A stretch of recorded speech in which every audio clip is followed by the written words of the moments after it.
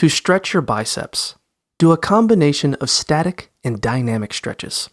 For instance, before a workout, warm up your biceps with arm swings or rotations. Swing your arms back behind you, then out to the front, or rotate them in big vertical circles.